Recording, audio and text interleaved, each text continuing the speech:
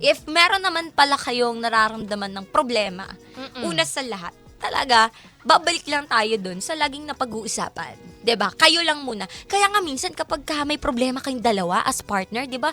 Dapat kayo lang ang nakakaalam. Kasi mahirap kapag lumabas na yan sa ibang tao. Kasi bakit, ha?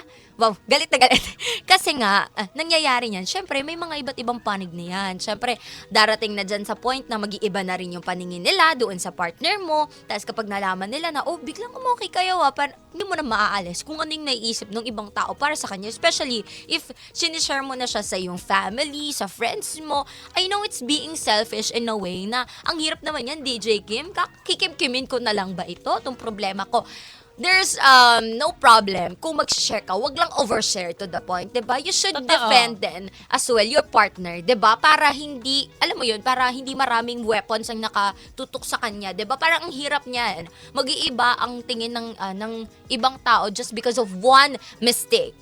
So, 'di ba? It could have been like mare-resolve pa siya if kayong dalawa lang ang nakakaalam. 'Yun lang naman eh. Totoo, parang keep it between you guys. Yes. No, pero pagdating kasi dito sa issue natin ngayong gabi, parang kung iisipin mo, para sa akin, CZ, ang naging biktima talaga is si JC.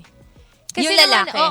Like, siguro mali din na parang lahat na lang pinaghihinalaan niya. May mga ka-vibes kasi na nagsasabi na tigil-tigilan nyo naman kasi yung parang pagsiselos sa lahat ng bagay. Para naman kasing minamanifest nyo na mag-cheat sa'yo yung partner mo, di ba? That is the reason why itong si Mikay biglang kumawala. Bigla siyang, teka lang, pagod na ako, nasakal na ako, di ba? Parang kapag ang tao nasasakal at talagang very controlling ka, kapag nakalaya yan, gagawa yan ng hindi mo aaklaing magagawa niya. Totoo naman. Pero kasi hindi rin ibig sabihin nun, tama yung ginawa ni Mikay. Yes. Kasi 'di ba, nagigets ko na sasakal ka, pero kasi pwede mo naman pag-usapan yan. Kung nasasakal ka na talaga, ayaw mo na dun sa relasyon, ba't di mo na lang bitawan, Mikay? Pero what if ilang beses na pala siyang nakipag-usap dito kay JC, tapos hindi pala siya pinakinggan ni JC, di ba? That's the problem, di ba? Yes. Isa If you're talaga yun, aware, CZ, sa mga problema. yes, 'di ba? Sa kapag aware ka na sa problema, then you have to act, 'di ba? Parang kailangan mo nang i-solve 'yan, 'di ba? And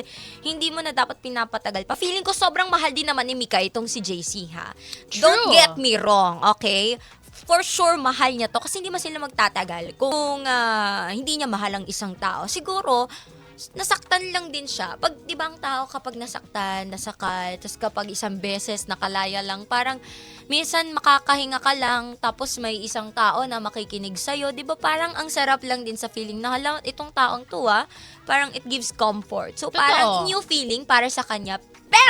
Pero, hindi ko binavalidate na humingi siya ng validation Yes, sa ibang tao. At the end of the day naman mga ka-vibes, regardless kung ano yung nararamdaman mo na hindi maganda towards your partner, dapat sabihin mo sa kanya, hindi yung naghahanap ka ng iba.